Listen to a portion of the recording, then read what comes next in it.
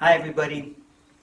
I wanted to show you something I'm doing with Baby Won't You Please Come Home. It might be of interest to you. It has two sort of functions.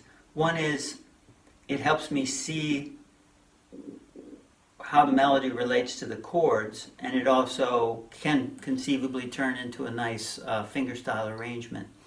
So I just play the melody in the simplest way I can in open position, and I try to support it with the chords. So for example, the very beginning, there's my melody, baby won't you please come. That B, that E is in the chord. The B is not in the chord. I have to lift up my finger to get the B.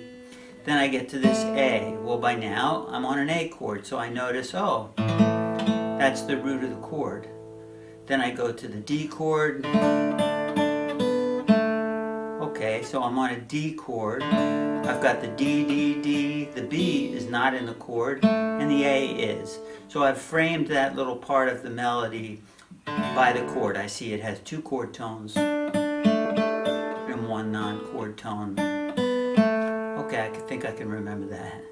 Then I go to the G chord. I have tried in vain. So I notice on the G chord, I'm approaching the third of the chord from a half step below. B flat B, B flat B, and then it goes up to the sixth. I have tried. This is characteristic of the melody of this tune, is that some of these longer held notes are non-chord tones. This E is not a chord tone of G. It's the sixth. Okay, we're going to see that a few times in this melody, and that's not a problem. That's part of what makes it sound so-called jazzy, right? The melody is not as locked into the root third and fifth of the chord. Sometimes the non-chord tones are emphasized, and this is one of those examples. I have tried in vain. Now I'm on an A minor. Never know. D. More to call your name. This is another one of those instances where I'm on a G7 chord. I'm ending on an A.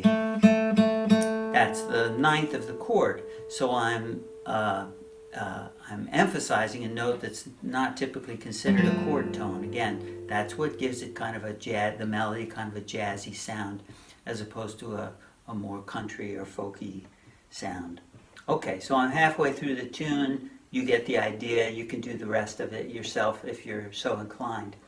But I'll just demonstrate for you what that might turn into if you have a little bit of fingerstyle background. That same exercise can then become the foundation for a fingerstyle arrangement to the tune, which is great when you're forced to play by yourself.